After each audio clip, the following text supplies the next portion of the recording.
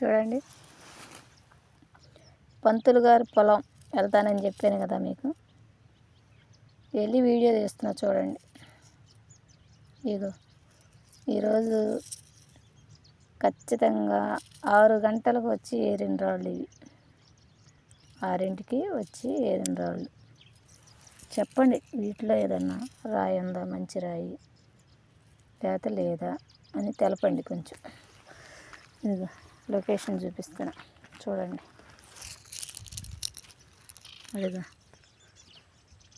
పంతులు గారి పొలం చూడండి.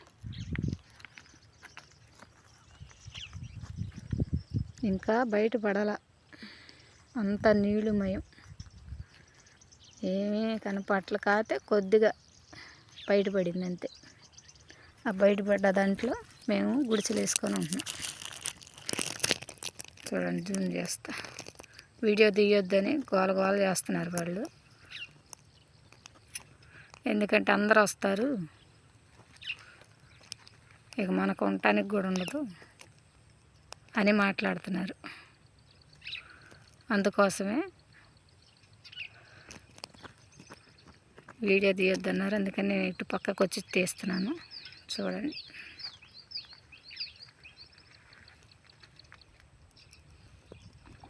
అది ఎవరి కాళ్ళే తోముకుంటూ ఉన్నారు. ఆ జనంలో తీయకుండా నేను ఇటు వచ్చి తీస్తున్నా.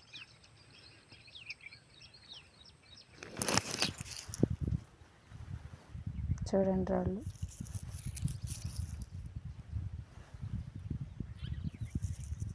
వీటిలో ఏదన్నా రాయిందని తెలపండి.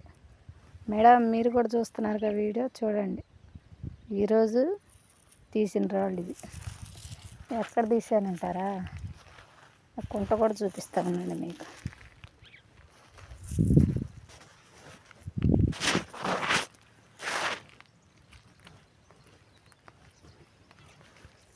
చూడండి, ఇక్కడ ఈ ప్రదేశంలోనే తీసేరాళ్ళు. ఇదిగోనేందో అనుకుంటా, ఇదిగోనేందో అనుకుంటా. బండ మీద పెడుతున్నాను చూడండి. వీటిలో ఏదైనా విలువైన రాయి ఉంటే తెలపండి. నాకైతే తెలియదు, మీకు తెలిస్తే చెప్పండి. ఇంటికాడన్ని బరువు బాధ్యతలన్నీ వదిలిపెట్టి వజ్రాలని తిరుగుతున్నాం. దేవుడు ఒక్కటైనా ఇస్తాడని తిరుగుతున్నాం. నేను ఇంకా 4 రోజులు ఉంటాను ఇక్కడ. ఈ 4 రోజుల్లో మీకు ఏ రాయ పడిందో, ఎలాంటి రాయి దొరికినాయో చూపిస్తాను నేను తప్పకుండా. కానీ ఇప్పుడు రావద్దు. ఇప్పుడు వస్తే ఏం జరిగిద్దంటే తోముకోవడానికి ఇబ్బంది. ఇంకేదన్నా ఈ పండగ పోయినాక వస్తే ఫలితాలు ఉండొచ్చు. అది మీరు పోయారు కదా అని మీరు అనొచ్చు. మేము వచ్చాం, గబక్కన వచ్చినాక మళ్ళీ రావటం బాగుండదని చెప్పి నేనైతే ఎట్టగట్ట వచ్చాం కాబట్టి 4 రోజులు ఉందామని అనుకుంటున్నాం. అది సంగతి. వజ్రాలు ఏరే వాళ్ళ కష్టాలు మీకు తెలుసుగా. లైక్ చేయండి, షేర్ చేయండి. ఇప్పుడు మాత్రం రావద్దు. పంతులు గారి పొలం ఒక వారం 10 రోజులు, ఒక నెల ఉంటే ఇంక ఇబ్బంది ఏమి లేదు.